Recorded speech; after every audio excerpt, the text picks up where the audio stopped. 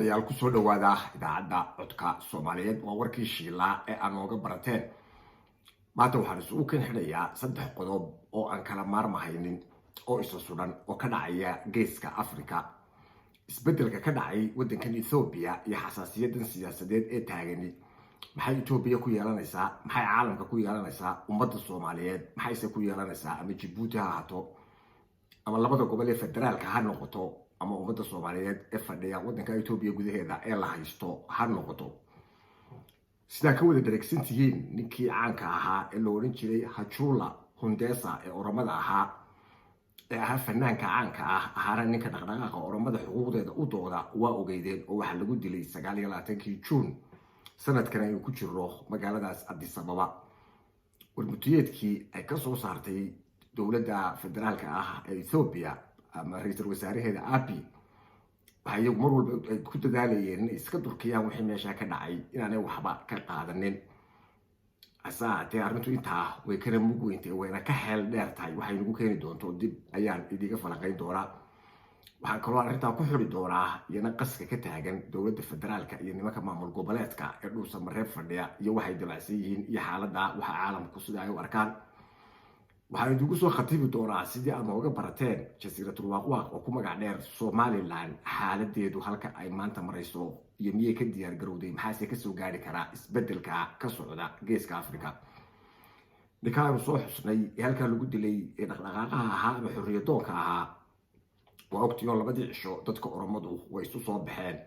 gobolka Oromiya iyo halkaana dad aan kun ka yareyn qiyaastii ayaa dhaawac iyo dhibashaba ka soo gaadhay iyo ciidamada dowladda Ethiopia niman badan oo activist ama dhaqdhaqaaqayaasha halgamayaasha Oromaduna imika jeelasha ayay ku jiraan marka wadankaasi wuxuu galay political turmoil ama xasarad siyaasadeed ayaa ka bilaabatay waa wadan ballaaran oo regional power marka loo eego dowlad quwad ku leh sida Soomaaliya quwadda bariga hore geeska Afrika ugu lahaan jirtay markii ay xukuumadda militarigu joogtay arrintaas waxay keenaysaa geeska Afrika oo dhan in ay galo argagax xagga siyaasadda caalamka kale aynu ku noolahay adduunyada waa laga dagaalamaa in meel uu civil war ka dhaco ama uu ka dhaco dagaal sokeeye wadan gudihii waayo 100 milyan oo qof weeye Djibouti iyo Soomaaliya ma qaadi karto 30 milyan oo qaxootiya oo Ethiopiana caalamka kale laba taagumaayo kuwii Suuriya ayaa meel la geeyo ilaa maanta la laayay Soomaaliya oo wadan aad uga dad yar ayaa ogtiin sida looga cabanayo qaxoontigeeda ama Eritrea qaxoontiga ka soo qaxay caalamkana maanta waxa aafadan corona ayaa baabiisay oo nin u talaabiba maayo arrinta waxaan moodaa wadanka Ethiopia gudihiisa inay aad uga warwarisay ninka commanderka Africomka haysta generaalka ay fadhiya meesha Djibouti Mareykanka iyo Libyaba uu isku xidhay waayo way u muuqataa dad fara badan ayaa oranaya maxaa inaga khuseeya waxa weeye dowladda ma jirto xoog oo ama federaal ha ahaato ama dowlad Soomaaliyeed ha ahaatee xuduudaheeda ka xidhan karaysa dhibaatada ka dhacaysa ama badbaadin karaysa qoomiyadda Soomaalida ee ku nool dhulka ay haysato dowladda Ethiopia ifan dowladda Djibouti tabarna oo male taagna oo male hadii meeshaasi isku soo fataado waxaad moodaa inuu ku dadaalayo ra'iisul wasaaraha Ethiopia inuu arrinta xakameeyo isagoo sida Afrikaanka u batay sida xagga isgiijiska iyo mar walba in iyaga laga khaldanaa dadkii ninka la leeyahay qaar ka midna waa la soo qabtay qaarna waa lagu daba jiraa laakiin tensionka taagan ee qabaliga noqday ama ethnica waxa la yiraahdo qoomiyadda dagaalka qoomiyadda iyo diinta ayaa wada ku burburaa labadiiba Ethiopia way ka dhex muuqdaan halisteedina leeyahay qoomiyadda Tigrayga oo dad xoog weyn oo hubaysanay ma aaminsana ninka Abiy la yiraahdo waxay arkayaan inuu garabka saaray qoomiyadda la yiraahdo Amxaarada Oromada oo ka dhashay lafteedu waxay aragtaa inuu yahay nin u xaglinaya xagga Amxaarada xaqiiqdu siday tahayna waa nin wadan isku wada haya oo waa inuu ummadda oo dhan u dhaxeeya taa lafteedu waa dhibaato weyn waa nin laba faras wada fuulay futaqarrad buu ka qaadaa xaaladda ay halkaasi maraysaa wadamada caalamka dhammaantood intay leeyihiin ma doonayaan in Ethiopia ay kala dhaqaaqdo laakiin situationka ay maanta gashay waxay u eg tahay xaalad aad u adag oo aad u daciifinaysa dowladda centraalka ee federaalka ahayd ee Ethiopia qoomiyado badan oo markii hore ku dulbanaana ay heli doonaan xorriyad intii ka badan maadaama uu dhacday haybadii iyo sharaftii iyo xoogii u lahaa ciidanka Ethiopia iyo dowladda federaalka ee Ethiopia intaas markaan ku soo koobno xagga iyo waxa inaga iman karaya iyo khasaaraheeda iyo burburkeeda aanu isla garanay وأكتين أو فدرالك الصومالي لفتيسي وقت كي دور الشدة هي عاد أسودو waxaadna moodaa inay dad ay hurinayaan colaado qabyali maadaama aanay haynin itaal kale iyo wax kale oo ay u soo bandhigaan ummadooda oo ay ka iibin karayaan xilligan xaadirka ee jooga waa ogtiino dowladda imika joogta ee federaalka ee 5 sano 20 sano ay isku qasnayd meeshan koonfurta oo marba nin 4 sano lagu eegayay oo laga bedelayay wax la soo kordhinayna ma jirin waxay ahayd kii horaalku kaga tagay iyadoo bilaa kursiga inuu ka labaad ugu yimaado waxyaabaha aynu qirayno ee federaalka inuu meesha maanta dhisay waa ciidan qaran oo Soomaaliyeed oo military oo waliba hawiyo badan iyo ninka hogaaminaya madaxweynaha ka ahay aanu hawiyo ahayn IMF iyo World Bank oo u qiray isaga iyo ra'iisul wasaarihiisuba inay deenkii Soomaaliya ka cafiyeen lana dagaalameen musuqmaasuqii iyo eexdii waxa kale oo ay soo jiideen xulafo dawlado waaweyn markii la isku qabsaday badda Soomaaliya iyo Kenya sida dawladda Ingiriiska, Turkiga iyo Qatar oo saddexduba ay saareen dhinac barnaamij hore oo aan idin duubay ayaan kaga hadlay maamul goboleed iyo federaal waxa ka dhaxeeya oo idigu noqon maayo qofku baahan halkaas oo dib ugu noqonaya si uu kala define garaysto ama uu kala qeexdo waxa ay kala qabtaan hase ahaatee maamul goboleedada waxaad moodaa inay dabada ka riixayso dawladda Imaaraadka iyo dawladda Kenya wax xuquuq ama wax sharci ay u leeyihiin iyo saami ay doorasho ku leeyihiin caalamkana wax la yiraahdo maamul goboleed oo federaal farageliya doorasho ka dhacaysa tan ka hor meeynaan arag waddanka Mareykanka aynu ka soo xiganay federaalka Soomaaliya ee lagu wado inkasta la nooc ahayn oo kale ra'iisul wasaare leeyahay madaxweyne ku xigeen leeyahay governorka haysta California kama hadlo doorashada maanta ka dhacaysa ee Trump iyo ninka Biden dhex maraysa shaqo uu ku leeyahay ma jirto maamulkiisa iyo gobolkiisa ayuu ku eegay waana nasiib darro iyo dastuur xumada meesha ka taagan waxaan ummadda isku dhex qasaya doorashada shaqo ku maray dhul Soomaaliya isugu yimaadaan wixii ka soo baxa anigu sidaan aaminsanahay ama sida siyaasaddu tahay sharcina maaha waxna ma soo kordhinayso waxna ma dhimayso nimanka dawladda federaalku ay u baahan tahay inay kala tashato wax waa ahzaabta sharciyaysan ee doonaya inay la tartamaan nimankaas ayaa saami waxa la yiraahdo la leh iyana waa xisbi iyana ahzaab ayay leeyihiin waxa kale oo awoodda ugu weyn meesha leh commissionka doorashada oo u go'aanka kaba dambaysta qaadanaya waa technically nimanka waaqaca iyo dhulka iyo deegaanka ka qabanaya doorashadu waa iyaga ama nin iyo cod ha noqoto mid baarlamaan la marinayo labadaba 20 sano kuma jiri karto Soomaalidu wixii hore in dib mar labaad lagu soo celiyo oo sidii uu dib la isugu wareegaysto xabaal baa xigta weyday ay hore Soomaalidu u tiri federaalku wuxuu xaq u leeyahay inuu isagu riixo ama uu taakuleeyo gudida doorashada isagoo oo ka talagelinaya nimanka kale ee ahzaabta maaha maamul goboleedadu shaqo ay ku leeyihiin ma jirto maamul goboleed walba waa ogtiin inuu qabiil yahay nin qabiiliyiin hortaagay ummadda ku hoos nool lafteeduna wax ka kaxeeya iyagu ay la yihiin niman sida u badan aan niman aqoon badan u lahayn arrimaha Soomaaliga iyo waxa ka dhacaya kan diyaar garoobi karin waxa Itoobiya taagana aan maanta ogeyn ma ahayn maalin ay Soomaali isqabsataba xaaladda aynu marayna hadalkii ra'iisul wasaaruhu maalinta uu sheegay ra'iisul wasaar khayre wuxuu noqon karaa mid laba af leh waayo siyaasadda waxa la soo daayay fariinta ee dadka loo sheego iyo waxa kale ee qarsoon ee policies-ka iyo procedureska wax la cabiri karayo maaha haddii qof dakhliga ugu jira siyaasadda ama halka uu jooga ahayn hase ahaatee isaga laftiisa wax power uu ku leeyahay ma jirto waayo isaga lama dooran ee waa nominee oo waxa magacaabay madaxweynaha ninka go'aanka ka gaari karaya ee riixi karaya baarlamaanka iyo qolada kaleba inkasta aanu technically sharciyan wax aanu ugu lahayn waa isaga guriga sare oo moodo inuu qaska qayb ka yahay oo maamul goboleedada la socdo ninka madaxda ka waxa moodaa isaga laftiisu shaqo aanu lahayn inuu ku soo biiray oo laga soo istaarayo gobol kale oo dan shakhsiya iyo dan kale oo gobol kale uu mas'uul ka yahay oo aanu noqonin nin dhexdhexaada oo u dhaxeeya wixii loo doortay dhageystayaal waxaanu ku xireynaa qodobkii saddexaad ee daba socday isbedelka geeska halkee ayay maanta maraysaa meesha la yiraahdo Soomaaliland ay u yaqaanaan iyagu ee la yiraahdo jasiiratul waaqwaaq arrintaas saddex xaaladood ayaynu kala qaadaynaa waayo inta aynu soo sheegnay ee Soomaali haysataa u baa kaga soo biiraysa in lagu soo dhaqaaqo aanay wax u diyaarin aanay jirin waxay ka qaban karaan jirin aqoon u leeyihiin aanay jirin xaaladda bulsho ee maanta marayso jasiiratul waaqwaaq siyaasadeed iyo dhaqaale ayaynu mid u kor istaaganaa marka dambena waynu gunaanadeena wana si daro in dad aad u tiro yar oo fara ku tirisi waa arkaysaan halka wax dadka Oromadu ay ka kaceen waxa weeye dad tiro yar oo ka faa'iideeya wixii dadku wada lahaayeen tan aynu dhex joogno ilaa heegolandkana iyada ayaa ka sii fool xun waxa ka taagan sideedii wasiir ee isla naqaanay iyo militarigii iyo madbacadii iyo dekadii iyo maxkamadii sare ayaa isdhex yaala 300 ee nin ee halgamayaasha ama mujaahidiinta loo bixiyay 300 milyan qaadanayay ayaa ku fadhiyay mushaariga ahaa waxa kale oo ku yaala komishiinadan maalin walba dadka lagaga hor dhawaaqayo aad moodayso in dadku ay yihiin dad indhala ama dhagala aan wax la reerahan wax loo qaybinayo aan fahansanay jilibka loogu qaybinayo komishinkii wadooyinka oo heega ah oo mushaari ah waa ogtiyo komishinkii tamarta ayaa la magacaabay oo isna heega ah oo la doonayo in la maamulo electricity-ga iyo cadceedda iyo shidaalka saddexdaba oo kaana heego loo magacaabay cusub oo ku shaqo tagaysa komishinkii haamaha oo familigiisu haysteen oo heega ah komishinka kontraakyada bixiya oo halkaa dad kale soo geli karaynin 8 safiir ee beebeenta ahaa ee lagu mushaharayay caalamka dibadda 200 ee wariye ee beebeenta ahaa ee gudaha iyo dibadba joogay ee lacag ku qaadanayay dhac iyo boob iyo xoog iyo maafiyanimo la isa saaran iyo xatooyo ummadda meesha ku noolna aad ogtiyo caruurtii dadkii danyarta aanay iskuuladii geysan karaynin jaamacad aanay aadi karaynin shaqo la'aantii ay tiro beeshay caafimaad xumo cunto la'aan wixii bini aadan u diidi jiray oo dhan oo meel isugu wada yimi baqdin xorriyad la'aan ilmo yar oo Facebook wax ku qoray oo jeel ku jira ilmo yar oo gabay tiriyay oo jeel ku jira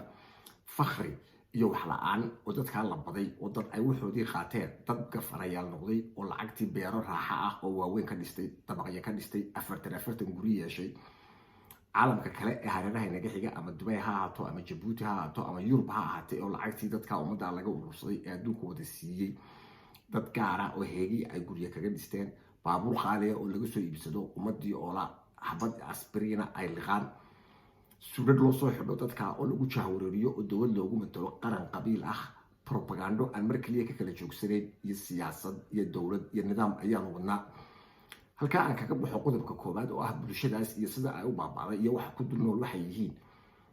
dhageystayaal dhalinyarada la hadlay reer waqooyiga xagga siyaasadda aan u beerno waxa la yidhi libaax niman aqoon ayaa hilba ka rita aqoon la'aan muuse kow ka yahay oo isagu madaxu yahay carabta waxay ku mahmaadaan ninka la yidhahda kalluunku madaxu ka soo qurma asamaga tacafan min arraat iyo musuq maasuq iyo been iyo tuugo isla fadhida oo siyaasadeed oo jahwareera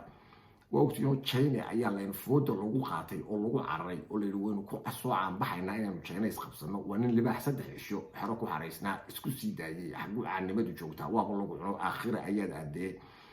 dowladaha Afrikaanka oo dhan ee qaaradeena la wadaaga dowladda kaliya ee xiriir jira la wada dowladda leedo Switzerland dowladna maaha ee wajasiirada waa tan aynu dhex fadhiyo nooceeda ah oo South Africa ku dhex taala oo nin boqor haysto oo sanadkiiba 2 dumar guursada dad aad u tirayarno ku dhooliyeen wax dhaqaale ah ay leedahayna aanay jirin Taiwan waddanka la yiraahdo waxay been bararkay ay lahaayeen wax ka hadlayay White House-ka Taiwan wax alaale iyo wax White House isaga ayaa Mareykanku ilaaliya oo aan ku dhicin xitaa inuu ku dhawaaqo inay tahay xitaa dowlad ama inay tahay maamul labada midna ma soo hadal qaadi karayo halka u aragtaan oo siyaasadda noocaas ah ee gidaar madax la dhaca ayaa idinkii leedin la gelaya waxa laga doonaya ee ugu badanna waa lacag iyo dhulka laga iibiyo iyo macdanta oo dib idinka la idigu baadho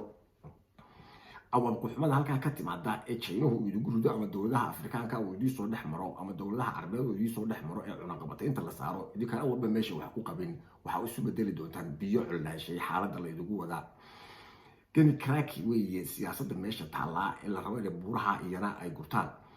جيبوتي وسياستها أي قاعدة ليش اللي قاعدة هيغلاند وحيدي ترى سياسيا لوكا أي قاعدة عالمي قاعد وديمقراطية لما يسترن إن جيبوتي معمول قبلين هيغلاند أو فدرالة لو سوقاتو أو لو متريو دتك وين أي قبائل كا إيميشن تجن ومتى أنت كلامنا اللي بهايرتولو أما صدق هايرتولو لو قدره ولا يرادو شنكي دقاقي ودبال دقا in jinta gaagay nimanka la yiraahdo ku cimaamadaha sita la idigu soo cimaamado oo wuxuu noloshoodu waxa ku xiran tahay ay tahay qado iyo qaad la yiraahdo gobollo iyo qabaa'il ayay matalayaan boorame jinka dagaagay ee horyaacayo waaragteen ee mar walba ka hor imanaya Hargeysa Laascaanood Burco Ceerigaabo jinka dagaagay ee isaguna wasiirada ah waaragtaan ee moodo gabdhihii carays ciise ka daba heesi jiray ee oran jiray ahay daawadyaal marka inuu eegno meeshan la yiraahdo jasiiratul waaqwaaq xagga dhaqaalaha maadaama ay labadii qodob ee hore ee kii bulshada iyo kii siyaasadaba aynu afka ku dhufanay meeshan waa meel fashilantay oo noloshii ka soo fashilatay oo dadka magaalada ku wada nool ee khaasatan magaalada Hargeysa la yiraahdo ay biyala yihiin xidhxidh ceelkii dhulbaantaha loo qodeeyayna ninka wasiirka sheegta biyuhu uu yiri lagama qodi karo waayo maaha meeshu gabiilay cashuurtii iyo lacagtii caalamkoodu wada siiyeen labadiiba laba tuulo meesha ka tirsan ayaa loo kala qaybiyaa iyo ragga odayaasha ah ayaa qaybsada muuse bixiye familkiisu waxay noqdeen North Korea reerka ka talinayay oo enterprise ay iyagu leeyihiin oo shakhsiyan uga faa'iidaan ayay ugu noqotay 100 qof oo heega ah ayaa meesha laga soo saaray oo milyaneer ah oo meel alaale iyo meel ay ka soo shaqaysteen aanay jirin waxaasi iskuulkiina iyo caafimaadkiina iyo cuntadiina iyo mustaqbalka carruurtiina ayay ka go'antay wax meel kale laga keenay maaha dhammaan mucaawanadii caalamku siiyayna gabiilay jeex ah iyo jeex berbera iyo wada u dhaxaysa shaqaalihii wadanka oo 80% reer lagu soo ururiyay marka ay soo gunaanado ayaanta aan halka kala hadlayay waxa la inagu sheekeeyaa sida carruurta iyadoo maamul goboleed la soo qaaday ayaa la doonayaa inaynu rumaysano inaynu baasaboor ku tagayno meesha la yiraahdo Muqdisho oo sida ay safaarada Hargeysa ugu taalo Muqdishona ay safaarad ay leedahay jasiiratul waqwaq ay ugu taalo arrinta dhabta ah ee biyo kama dhibcaankiina waxa weeye muuse isaga laftiisa ayaa sita baasaboor Djiboutiana oo ku taga wadanka Imaaraadka iyo wadamada kale ee caalamka iyo Ethiopia marka uu tagayo waad aragtaan oo cidna inaan loo joojinayn ayaa loo muujiyay oo waa idinka arkaya commissionkii u dambeeyay waxa loo magacaabay raggii loo magacaabi jiray ee meeshan dhaxal adoo u helay dhalinyarada iyo ayaanta kureer waqooyiga waxa looga baahan yahay sida nimanka oromadu ay meesha uga wisiisiyeen ay u kacdoomeen ay u isticmaalayeen ereyga la yiraahdo nafteegna ee afka Amxaariga oo macnihiisu yahay burcad hubaysan oo loo yaqaano qoomiyadda Amxaarada lagu caayo taa macnaheedu tahay dadkii ka soo jeeday boqortooyada Ethiopia ka faa'iideeyay xukunka muddada dheer ummadda inta kalena ee qabaa'ilka kale ama qoomiyadaha kalena lagu baabiyay waxa imika ummadda oo dhan wadanka ku nool ay ku nooshahay marginalizing waxa la yiraahdo dayro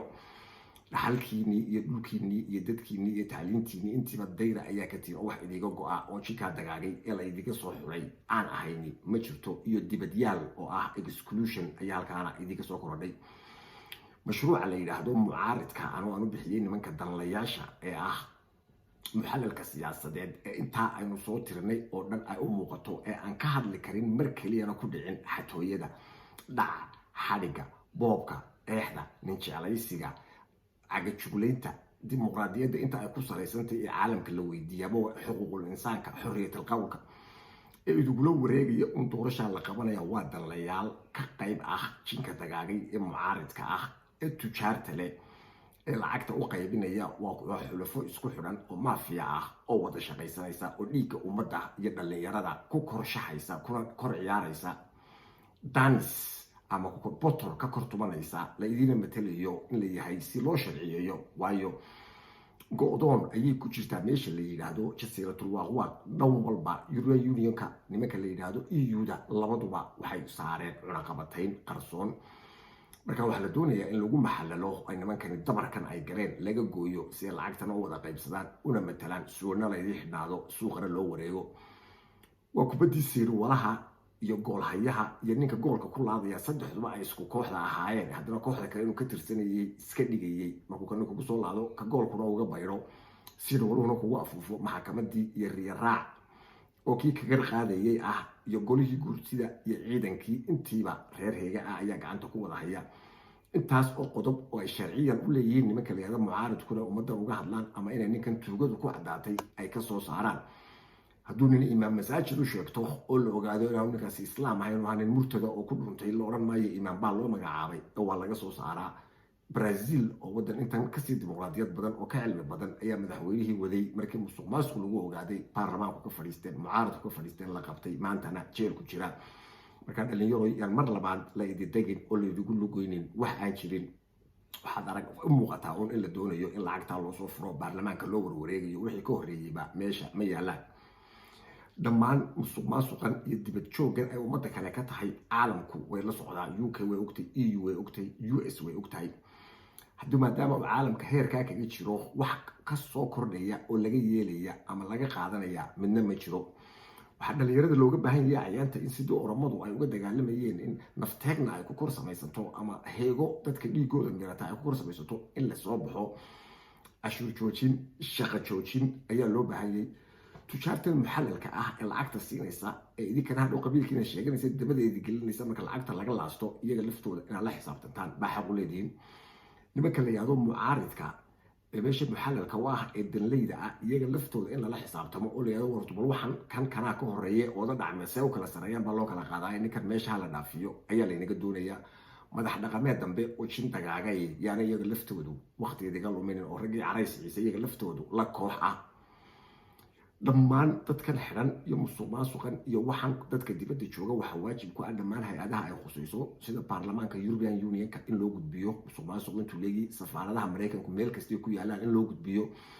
dadka cagajugleynta iyo xariga lagu hayo ama suuqa lagu garaacayo lagu dilayo in loo gudbiyo hay'adaha ay khusaysay xuquuqul insaanka sida Amnesty International been dambe inaydan dhegeysanin doorasho wax la yiraahdo oo imanaysa ma jirto way meeshan ummad isku reera sidaan ugu soo mahmaanay ee ku bedel kooxdii ciyaaraysay ayay u wada xiran tahay ummadan inta ay ka badan ma sii qaadi karto maafiyadan meesha taala ee bushahaariga ah ee qaar qoraaga lagu sheegayo ee qaar lagu sheegayo intellectualka ee qaar mufakirka lagu sheegayo lana doonayo ummadii in lagu maaweeliyo qof aan macna lahayn oo meelna aan waxba ka qaban karahaynin inta lagu kor mushahaaro walba in magac iyo taariikh lagu kor sameeyo oo isagoo isaga af Soomaali aan ku hadli karin leeyahay waa professor af Soomaaliga ka dhiga jaamacadda Adams ki gablaha ku caayay buuga mid kale uu leeyahay qoraayada ugu caansan baan hay oo 160 oo buug baan akhriyay waxa dardarka ah ee ummadda ku soo baxsaday oo dhan waa in dan la isaga riixaa aan la yeelin waa arbaca togan waa jibce taban waa maqrib bay ahayd waran baa kor loo taagay waan sii socday waan soo socday waxan maaha waxaan ka shaqo waa laga dhawaajiyay waa la soo guriya noqday waanu sii guriya noqonay dhagax baan ku dilayaa shaydaan baan ku dilayaa waxa weeye waxa la dhageyay jahwareer siyaasadeed waxaana laga dhex faa'iideystay oo shirkad dhagaaya ay uga faa'iideeyeen ummadda reer waqooyiga dhexdeeda iyada in la kala kaxeeyo aanay dadka dhalinyarada iyo cayaanta gobolada oo dhan ku dhool aanay isku arkin lana loo kala ilaaliyo in dantoodii wada maqantay dantiinu way wada maqantay waxaana la doonayaa maamul goboleed aan jirin in la galo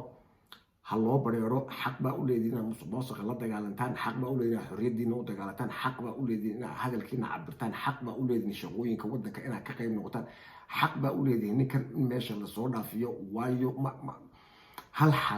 xaaraan ee nirka xalaala ma dhasho ninkan wax uu hagaajinaya ma jiro isaga ayaa dumarkii iyo jagooyinkii ay kala dhamaan laayeen intaas ayaan idigu soo koobaya yeesay hore aynu isla baranay yaana inaga noqonin barnaamijyadeena aynu ku bixinayno juhdiga iyo cilmi isweydaarsiga